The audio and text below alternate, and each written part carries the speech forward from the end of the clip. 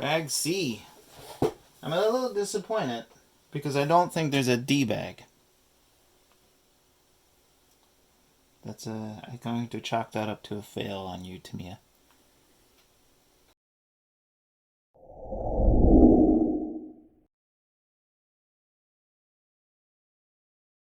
Okay, all kidding aside, we are moving on to some shock building, and I'm used to building shocks with oil and stuff, and I know you can get that for these cars and yada yada yada, but those are nice looking.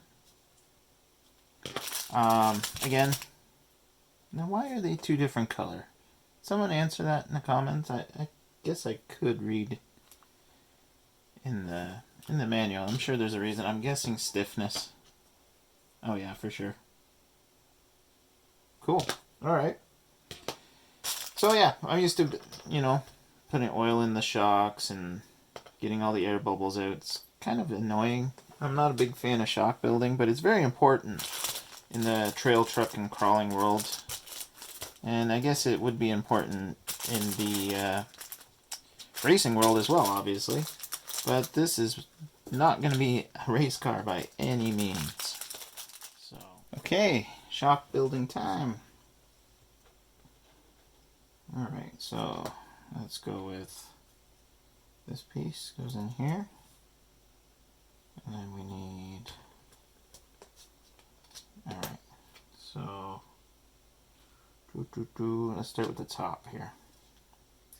That there.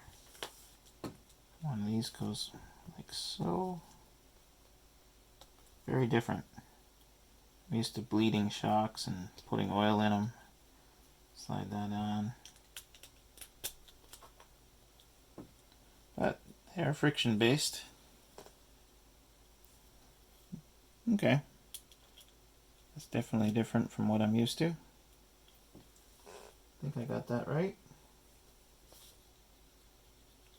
Alright, let's do another one. Boom, boom, ba-dum. Start with the top again.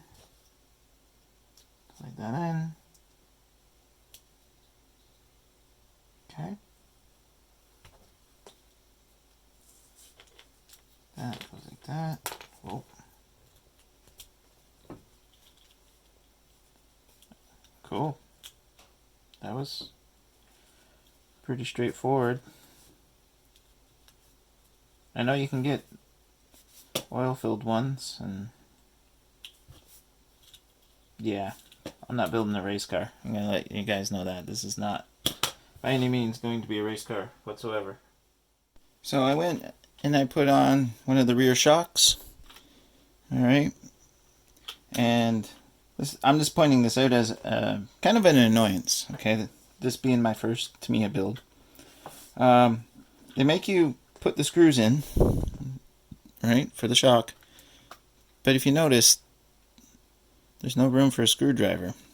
Now, in the manual, it does say, where did I see it? To put the lower end in first, right here. Okay, that's fine. I'm okay with that. But even when you do so, alright, so I didn't attach this side yet on the top. It doesn't give you a whole lot of play to get a screwdriver in here. So that's a little bit of an annoyance. I think they could have designed that a little better. Oh well. So just thought I'd point that out. I'm going to go out on a limb and say the front probably going to be the same. I'll let you guys know when I get there. So I'm just going to put this last rear shock in, and we'll build the front ones. Okay, on to the front springs. Okay, much softer in the rear, or in the front, sorry. The rear end, it is a rear wheel drive car, so it's got a stiffer spring at the back. But other than that, it's pretty much the same assembly from what I can see. So we're just going to put this, I'm going to take one of these plastic stoppers, I'm going to call it, washer, whatever you want to call it. And we're going to take a top piece, slide it in like so, clip this on, and then push down and turn. And there's the shock done. Okay, same thing for the other side. Slide this in. Okay. So, top, clip. I will go through and clean that up.